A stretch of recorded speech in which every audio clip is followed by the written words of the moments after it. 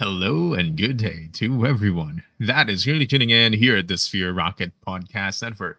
Once again, I'm going to be the host for today's episode. My name is Dwayne, and of course, we're gonna be having yet another exciting episode made extra special by our guest for today. And I guess without further ado, we got our guest from Mansy Real Estate, Heather Mansy herself. How are you doing? And welcome to the podcast.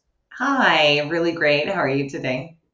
I'm doing great as well. And to clarify, are you the owner of Mansy Real Estate, Heather Mansy? Yeah, amazing as that is. Yeah, so Mansy is my last name. So it's the Mansy Real Estate Group. We work in Southwest Washington and Northwest Oregon, and I am a branch owner for EXP Realty as well.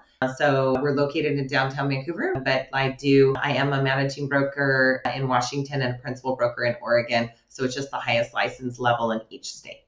Okay, so Oregon and Washington. Can you tell her? Okay, just a random question that pops into mind.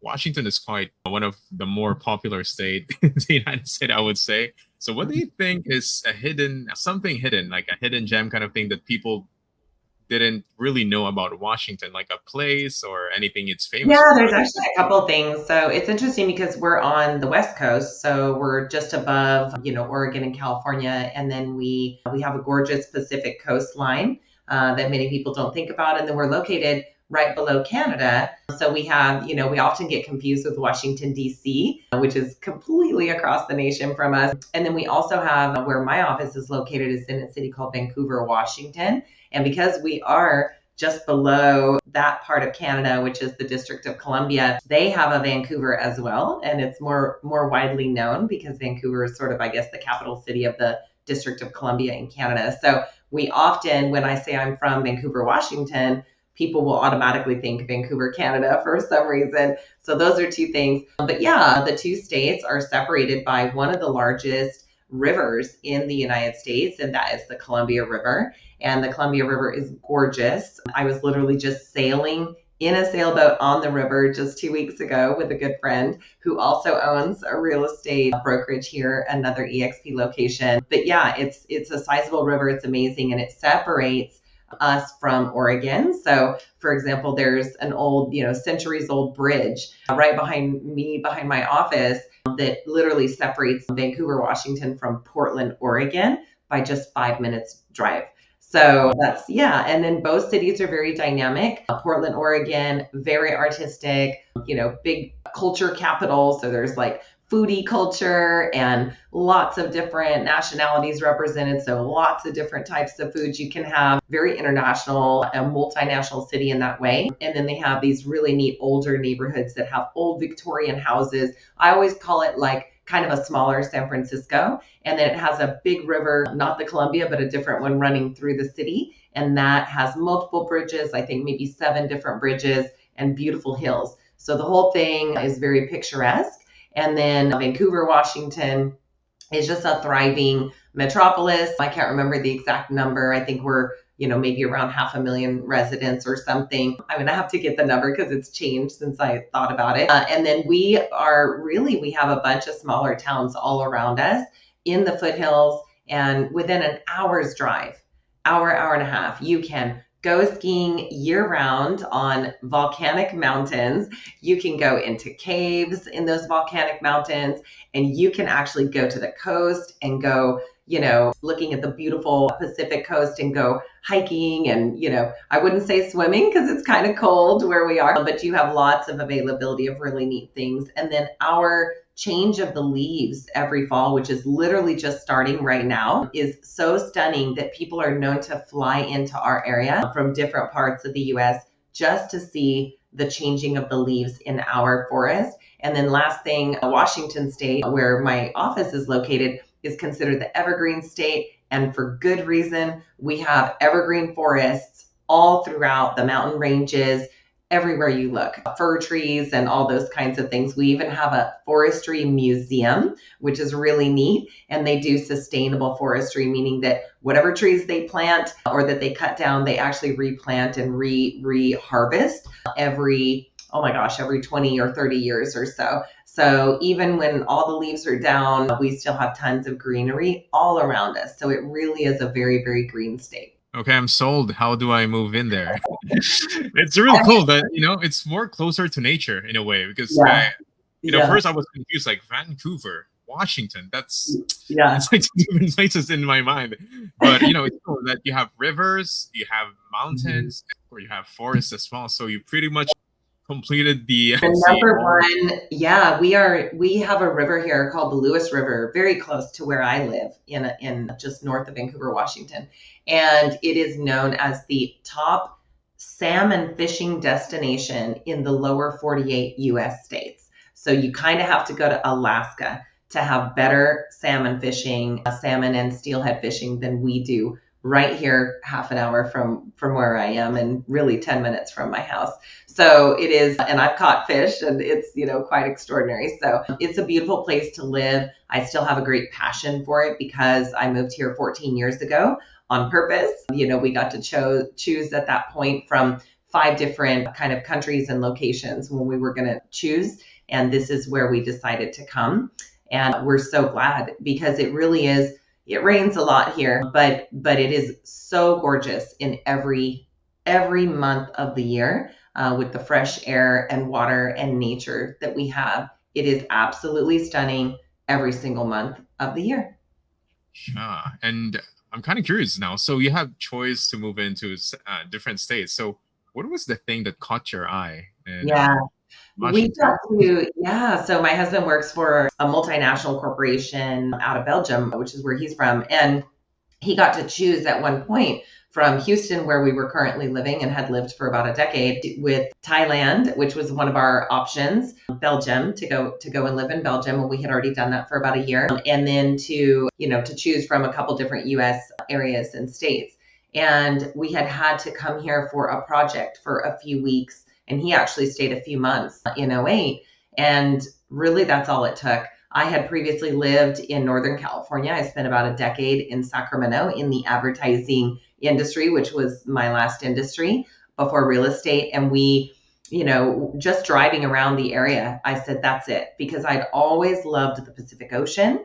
It really is a sapphire blue color. It's unlike any other ocean I've been to in the world. It is my favorite. Even though I say it's kind of cold and you don't want to swim in it up here, the fact is, if it's a hot summer day, you go to the ocean, you're already refreshed. Just the cool air, just dipping your toes in it, having a little campfire on the beach. The whole thing is like magic.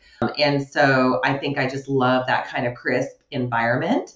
And then I love the greenery. I grew up in the mountains of New Mexico, above almost 7,000 elevation, where some of my family still lives. So that opportunity to be back in mountainous territory and be close to an ocean I previously loved was awesome. And then again, all the little festivals, all the little farmers markets, all the things that, all the hiking, all the biking. It's really true that year round, even when during the rainy months, you'll find people are outside running, exercising, biking, because it's not prohibitively hot at any real time in the year. We do have 4 really sunny months. And then otherwise you have this just gorgeous environment. And the rain is not enough to really use an umbrella. Most people kind of joke that you can tell who's a tourist by who's using an umbrella, because nobody who lives here really bothers with it, because it's kind of just sprinkling. We really do live in a rainforest. It's considered like a temperate rainforest. And so you just have that humidity, but it's very cool. And I don't think I love being super hot. Growing up in the Southwest, I'm kind of over the whole desert sun thing. And I just really love the mountains. So for me, it was literally nature that sold me on moving our boys here. And they've since gone through the school districts here, the public school districts here. And we've had just an absolutely amazing 14 years so far living here. And none of us ever really want to move. Even my boys chose to go to university here locally, which is exactly what they're doing. So yeah. Yeah, I was gonna say earlier that nature call you, but you beat me. You beat me to it. Yeah, definitely. It's really relaxing. The sound of nature. Personally, I grew up in a city. Most of my life, I spent in the city. But whenever I go to the countryside, there's just something relaxing. Not much people, not much noise, car noises, and some pollution, I guess, because of Yeah. because of the machines and the factories. Just simple life. You can go That's true. fishing. You know those simple things that you would appreciate as you grow older. I guess I'm also growing older. The things that Yeah. Well, it de-stresses you. So we decompress. So just last week, we were hiking around this big park in Portland called Mount Tabor. Portland actually has quite a lot of very beautiful nature areas in the actual city center. They have several really large protected parks. When you're in those parks walking around, you'll be in, kind of hilly territory, and you'll have these giant evergreen trees, hundreds of feet tall, and you really really will not have a sense of being in a city, and yet you're literally 5 minutes from any restaurant. And so we were just hiking in a park last week, and then just a few weeks ago we were kayaking in a river just near my house, or actually a large lake.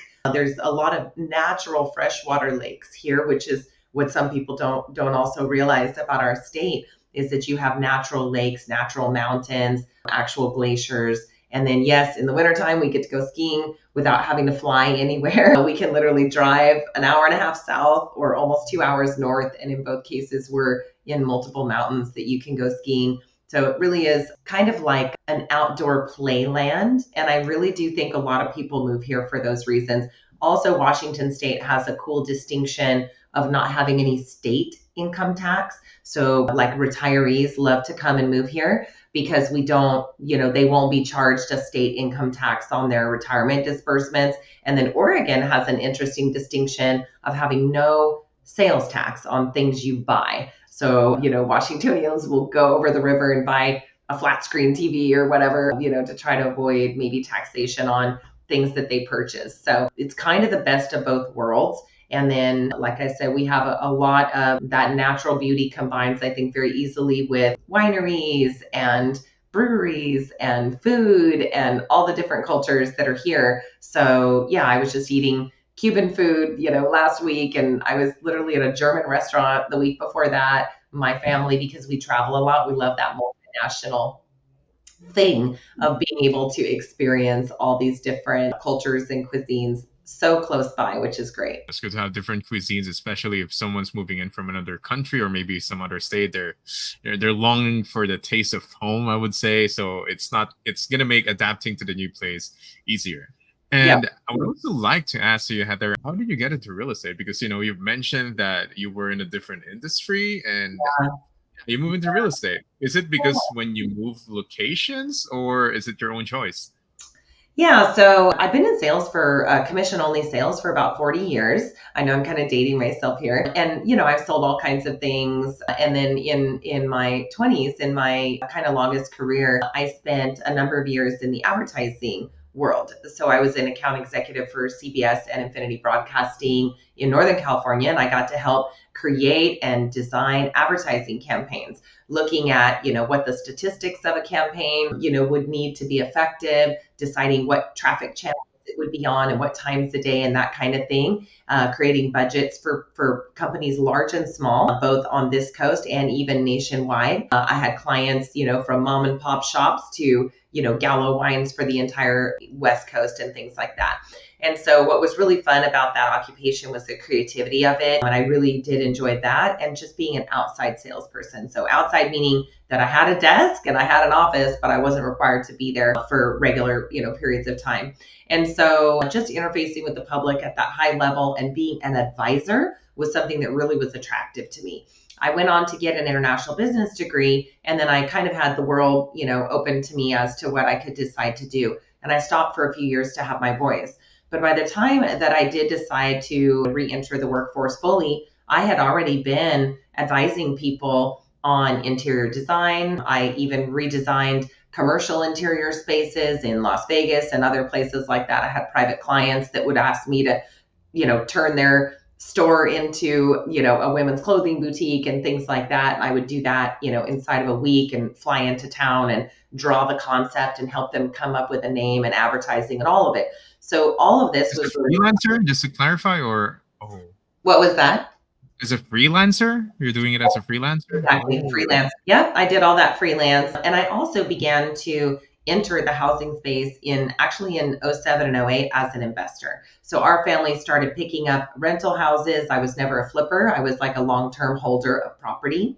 And then as we started doing that, I realized that there was a whole lot of room for improvement, person to person in real estate. Although I had certain agents that I thought did a good job in certain ways, there were other ways that I felt that I was really picking up and running with, tasks and things that as a buyer, I thought could better be offered by my realtor. And so I felt that there was a place to optimize being a realtor and to serve people really at a higher level. And so given that I had so much experience in sales, I literally compared with the advertising industry. And I thought, I think I'd rather have the higher autonomy of, being an independent contractor fully and not working for another corporation, even in outside sales. And I appreciated that I could have full control over my own income at any given time.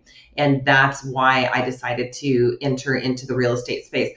Also, by then, I was having a lot of fun with housing. I always make jokes. I just made the joke to a client at like 8 o'clock last night. I was at a person's house and I said, the hidden secret of real estate is that we really all are kind of addicted to housing.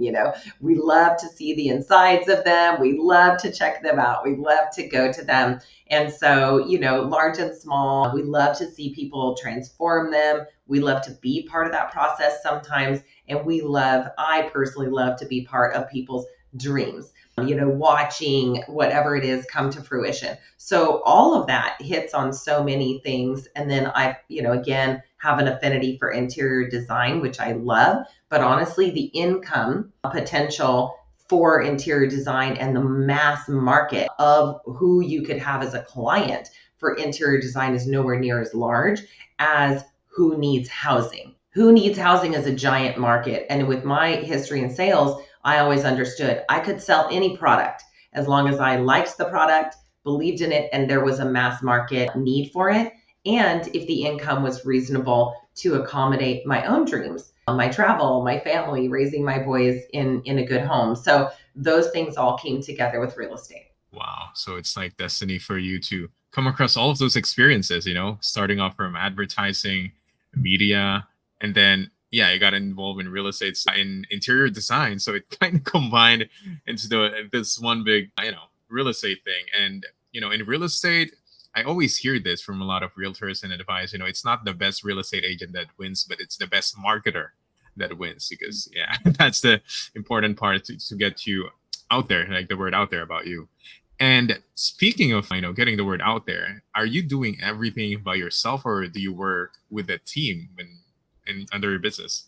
Yeah, so I myself have a team. I've been a team owner now for just over 6 years because I realized that I was generating so much business that it was keeping me a little too busy. And I decided to branch out at that point. Also, I'm someone that, I kind of like change in that, with 6, 7 years, whatever it was, that I was already just doing real estate, and another 5 or so that I have been an investor and property investor. By that, 6 years ago, I was ready to segue into what was next for me. And so I love challenges. I love change. And so I love new, different things that I can kind of wrap my brain around. And so starting a team was really wonderful. I started with 5 agents. I now have 18. And so I also have a really robust back office staff. And what that looks like is that I have 2 in-person full-time, employees here in Vancouver, Washington, out of this office. One of them is actually working an office away from me.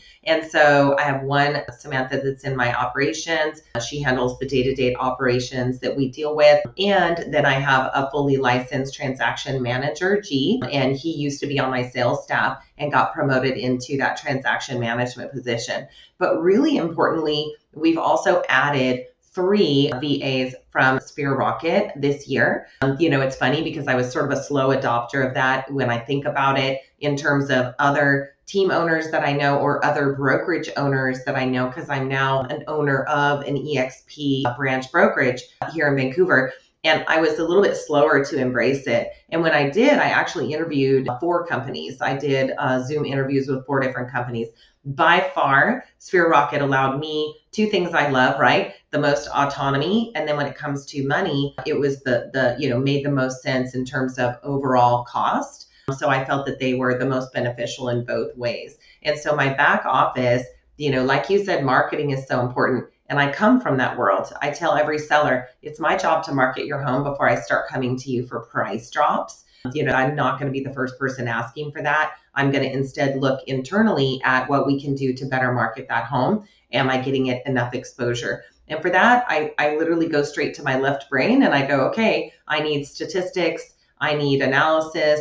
I need to know what my performance is. I need to know what my numbers are. And I use numbers in all aspects of running my organization in terms of financial performance and everything. And so when I go back to that, it really came to a point where my operations person could not do all the things that my team agents need at the level of us getting busier this year, because as you know, last year and the year before were a bit slower, that we did not necessarily need the help at that time. Although I would argue if I had it, I probably would have found a way to leverage it and make more money. But yeah, so leveraging now our Sphere Rocket VAs has been amazing. So I have one that is strictly programming and implementation at a high level in the back office. So I'm implementing, different things from coaches that I have this year. I'm currently implementing the Mayshore method, and that really looks like a lot of attraction marketing. But that's, click funnels and advertising at a high level and paid social media and all this kind of stuff. It's optimizing and transforming a website. There's lots of programming needed. That is not a skill that either of my 2 staff people has. And if I were to pay to outsource that skill, I'd pay a lot because I'd pay an organization to create something. And if I were not happy, I'm sure those are going to be up charges. So, and then my other 2 VAs, I have one that literally does calling into our, pond, thousands of leads so that my agents are able to use, leads that are ready and more willing to buy or sell real estate rather than putting the agents to calling through those thousands of leads, which I used to do. But now that we're busier, I don't have the people power to do that anymore. And then lastly, my 3rd VA is basically doing, helping that social media and dynamic marketing presence that we're looking for, both as a team that recruits agents and that performs at a high level locally, and also to help our listings. So he's, posting our wins so that our agents continue to look like rock stars out there, which they are. And he's posting, dynamic posts for our sales so that our listings are getting the most activity. Yeah. And it's really important to have all 3. Wow. Did you get all of those VAs like at once in a single week, in a single month, or did you go like progressively, like 1, 2, 3? Yeah, it's really a good question. And I've had multiple friends ask me this. So I wanted that autonomy. And a lot of organizations said, okay, well, if you have one VA, they have to be full-time and you have to determine what their job is at the outset and keep them in that job. That was a lack of flexibility that I wasn't sure I liked because, again, I was coming out of a slower 22 to 23 and then starting to ramp up in 24. And I needed to really be careful with my budget. And so I had a need for this programmer implementer person. And I also had a need for someone to call some of those, 9 or 10,000 leads that I have to find out who was maybe ready to transact. But I did not necessarily want to pick up, even at VA salaries, I did not necessarily want to pick up 2 full-time individuals. So what Sphere Rocket allowed me to do, first of all, they have, I think, a kind of a more robust list of types of job offerings that VAs can do. And I really liked their kind of back office descriptions for what they would do. In fact, if anything, it helped me as an owner formulate, as a business owner, what all I could add to that person over time, even if I didn't have a need in the moment. And so the back office kind of organization, the job offerings, the position offerings, and I think the way that that's structured with more autonomy under Sphere Rocket was great. So basically what happened is I was able to take 2 VAs, put them both on part-time with the possible future, undated, uncertain, opportunity to go full time, but that was understood from day one that may or may not occur, so that it was very clear for those VAs when they were accepting the contract.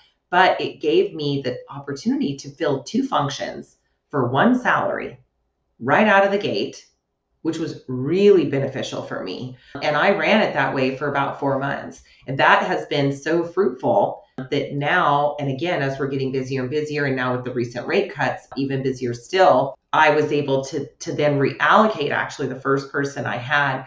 And because he was so well spoken, so astute with the kind of very English-based communication that we were doing to check in on him, etc., I decided to put him in that position of being our like social media manager. And he converted very happily over to that. And then I went out and sought another ISA, so internet sales agent, to come in and do the calling. But he's our newest VA, and I brought him on, I want to say about 3 or 4 weeks ago, and that's already working really well. And then so those guys are still both part-time. So I basically have 2 functions for, again, 1 full-time salary. They're at 20 hours a week.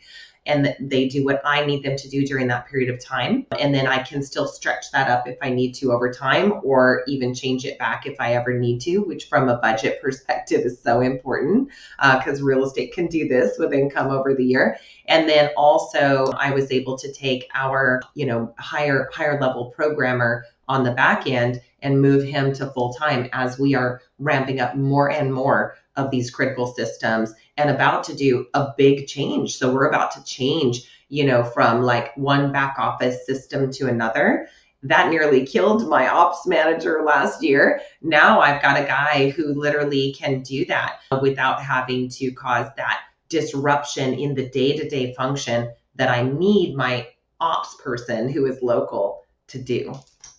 I think that's one of the wonders of Sphere Rocket. It gives you flexibility to choose your VA. As you mentioned, you can do lots of trial and error. Like, as you mentioned, you don't know if you really need this guy, but might as well try it. Like, you got 2 VAs for the price of like 1, or maybe more if you're gonna hire someone locally.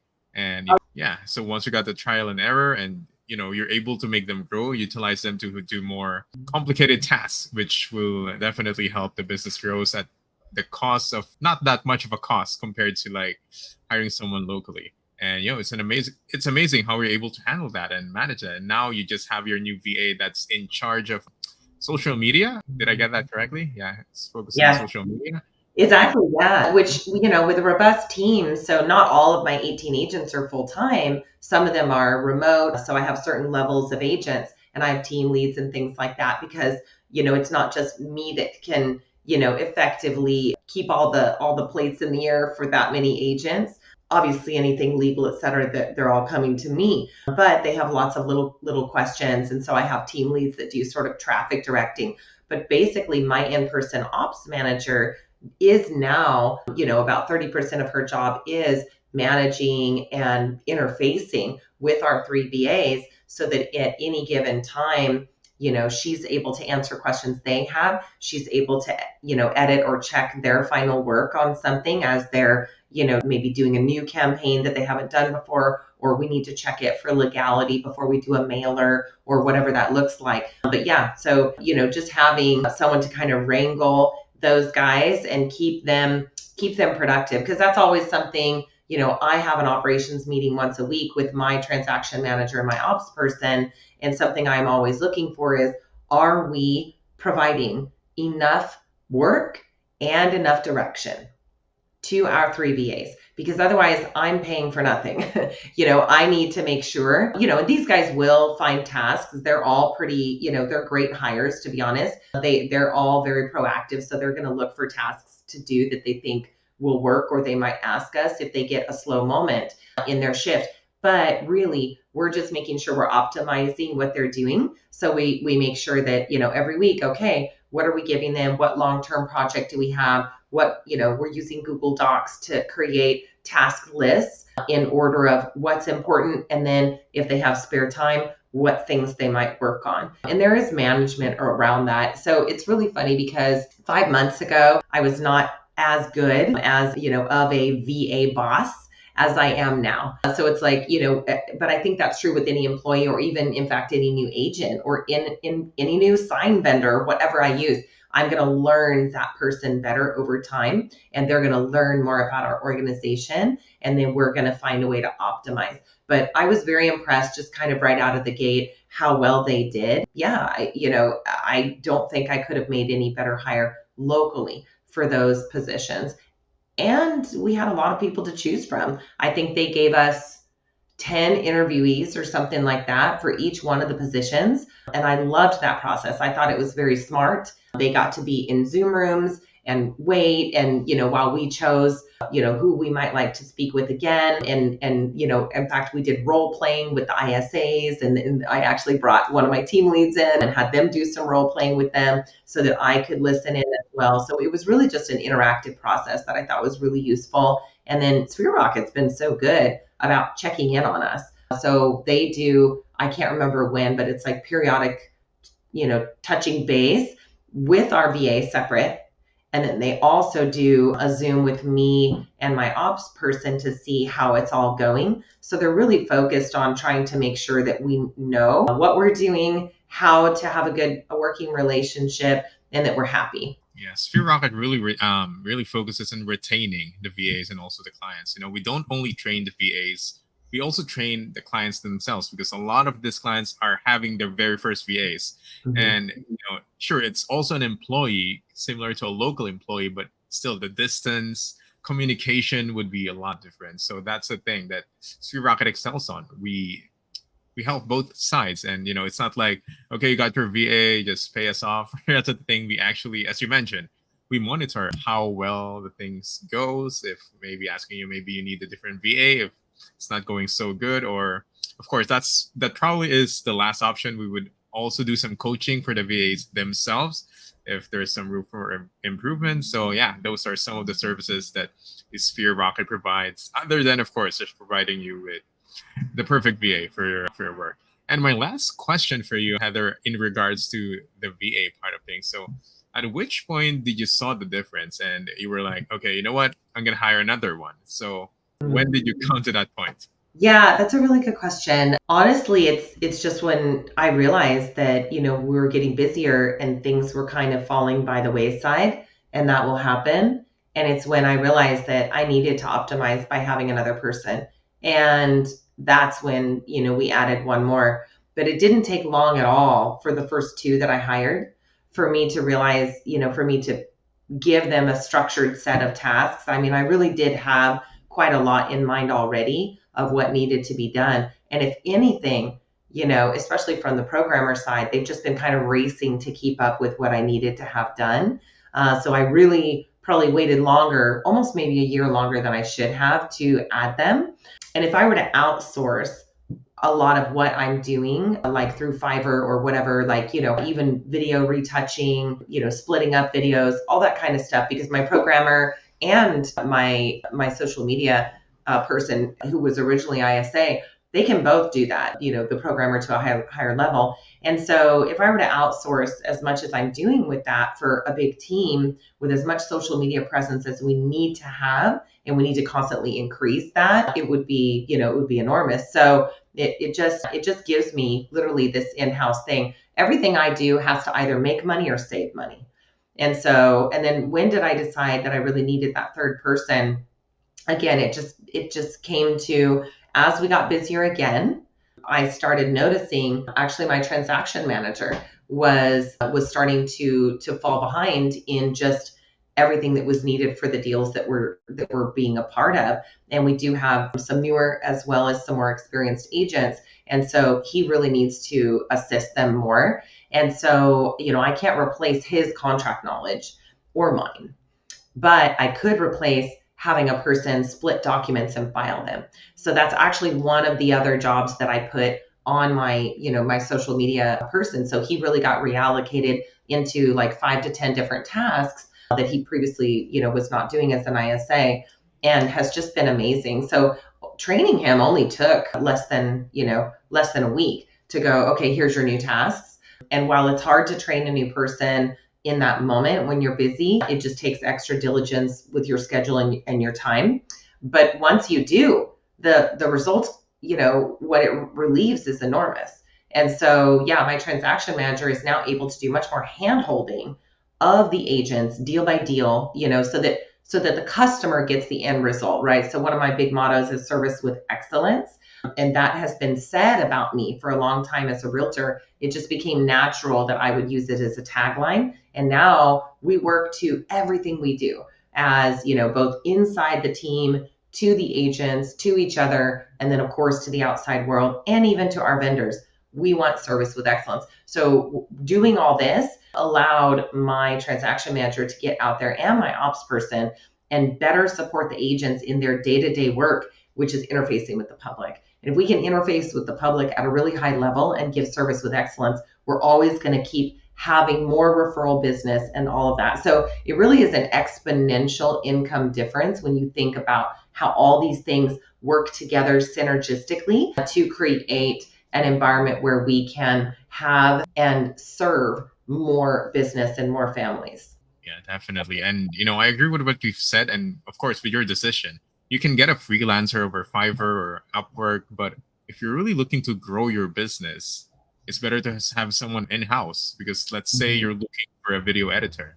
You wanted this person to know your business, because each business has their own branding, something, that just a branding. So it matches what you wanted. If you get a freelancer, they'll do it how the freelancer wanted. It's not going to be as personal in terms of getting in touch with the business itself. But having an in-house definitely helps out for the long term. Like with your experience, originally that guy was just supposed to do this thing, but he evolved. He's able to do more complex things, saving you more money and more free time in the future. So yeah, that's it. Sure, there's risks to having someone in-house, but if you're quite confident and you're experienced enough to lead and train those people to be better, then it would be worth the risk for many years of money saved and of course your free time being able to be utilized. I mean, and I know Justin Nelson, your CEO, talks about this a lot. And I know his father quite well from some coaching groups that I'm a part of with other brokerage owners and things like that. And he owns a whole, like a network of military real estate brokerages. But, if my time doing not menial tasks, but just kind of, smaller minutia, whatever, can be replaced, by someone who, number one, is probably better at those things than I am, and number two, can take that off my plate. What then could I do that would literally up level the entire business goals? Could I recruit another agent and train them and bring them on, which then brings on, the ability to do more business? Could I, my operations manager, get more involved in, outreach to local businesses and events? Could I, launch another ad campaign? So it really is, taking who's best at what and figuring that out. And that goes to one of my top coaches I've ever had Brian Gubernick, which is always, he often says, you probably need a who, that's one. If you have, issues like, how do I learn this? How do I learn that? How do I do this? How do I do that? I don't know. Stick to what you're good at, and optimize that. Figure out the very best use of you, and then go get a who to do the things that you are not maybe best poised in your life or current job to do. And as an entrepreneur, it's the biggest, hardest thing in the world because most of us are utter control freaks. And so we don't like giving up tasks to other people, but you can still have oversight. I am, just as involved, if not more, but I have oversight over talented individuals that can do certain things better than I can or want to. And even if I can do it that well, I don't want to do those things. Otherwise, I would be in one of those positions. I wouldn't be in my position. So, and I really don't think the risk is that great, even though I was slow to adopt hiring VAs, to be honest. You can fire them, you can get off contract. I think when I interviewed those 4 VA companies, that was another thing I looked at. What is my get out card? How do I get out if I need to? And what does that cost me to the organization or to the VA? And, because what if stuff goes down and I need to cut wages or whatever? Actually, it's not that hard. And so, yeah, if you need one video edited a year, you probably don't need a VA.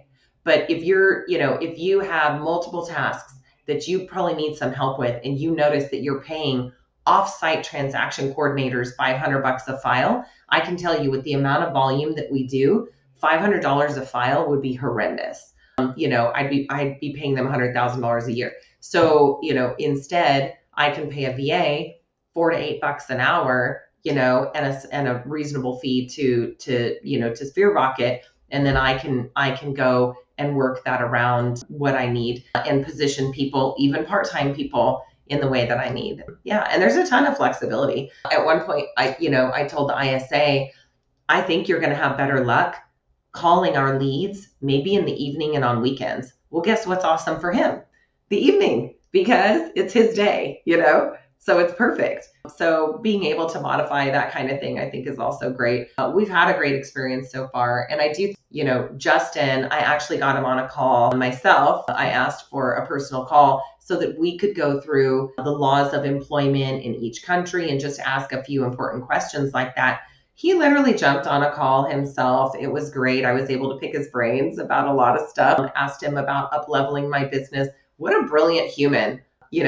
It's knowing his dad. It almost makes me proud of him as a parent, which is really funny because he's your CEO. But I just, he's a similar age group as my boys. And I just think he's a phenomenal human. And it's kind of fun to be in business with a company that you like the CEO and that you have direct access to them with such a big and growing company. So I think it's pretty cool. But we've been very happy so far with Sphere Rocket, and I've recommended a few friends. And so, they're changing how they do business too and getting help. That's amazing, and we're happy to have you as well as one of our clients, and we'd like to continue providing you with the best service possible in terms of the VA and anything else you might need from us. And that being said, unfortunately, we're kind of running short on time, but I'm sure a lot of people would be interested to look at your listings, to get in touch with you. So what would be the best avenues for that? Yeah, so we are the Mansy Real Estate Group. So you can look us up on mansyrealestategroup.com. We have a website there with lots of information. And like I alluded to earlier, we are still recruiting. So we are in a way sort of drowning in business at the moment. I literally just brought on a new agent the other day. We have positions for about 6 more, and that may in fact increase next year. So, we will continue adding to make sure that we are providing excellent service and that we're still providing really excellent upward financial mobility for our agents so that they can live the dream life of a realtor and have a really great, extraordinary income for their families. So this is a really exciting time to be in real estate. So I would just encourage people to either like or friend me on Facebook or one of the other socials. It's Heather Mansy, and that's Mansy. Or you can go to the MansyRealEstateGroup.com, and that's just MansyGroup.com or MansyRealEstateGroup.com. Both of those work. Yeah. Okay, so we'll get that posted as well in the description box below so you wouldn't get lost and looking for the links and the website. So Heather, it has been an amazing podcast with you. Definitely learned a lot, and I'm really glad and how happy you are with your experience with your VAs. And hopefully in the future, we'll get more amazing VAs to come. And of course, best of luck to the growth of your business as well. So Heather, before we end this, maybe you want to give a shout out or you wanted to promote anything else? Yeah. So again, just, we really do make a point to serve clients with excellence. So service with excellence is our main team motto of that. And we get to, we keep the dream alive until we get to hand you the key. So for any buyers or sellers out there that are in Southwest Washington or Northwest Oregon, please feel free to reach out to us.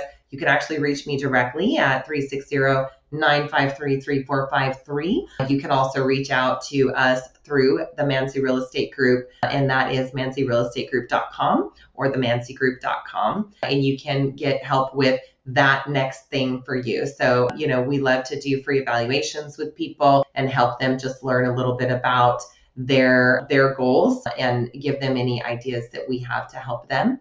And then if you are interested in maybe becoming a realtor and finding out a little bit more about what that means, what is the day in the life of a realtor? What is the, week in a life of a realtor? I am more than happy to sit down and do an educational, informational interview with anyone who is interested, whether you are in the industry and you're looking for help not having to wear as many hats and maybe getting a little more business, a little more leads coming in, or if you want to just be part of a robust team and have that energy, or if you haven't yet got your license, or maybe you just got it and you're not quite sure where to start, we can help you in any one of those three positions. And so again, that's just contacting me directly through one of our socials. It's Heather Mansy on Facebook, or you can go to the Mansy Real Estate Group, just PM us or DM us, and we're going to make sure to reach out to you. And then you'll get to come in and just literally learn more about the team and how we do what we do and how that can help you. So anything real estate, whether you're a buyer, a seller, or a realtor, Heather is the person for you to contact. Yes. That is going to be the end of our episode for today. And hopefully you've learned a thing or two, or maybe even more like me for today's episode. So Heather, thank you so much once again. And best wishes for you, and have an amazing day to everyone that has watched this episode. Goodbye, everyone. Feeling overwhelmed by your business tasks? Well, it's time to step up your game. Visit www.sphererocketva.com and get a virtual assistant from us at Sphere Rocket VA. Streamline your business operations and focus on what really matters.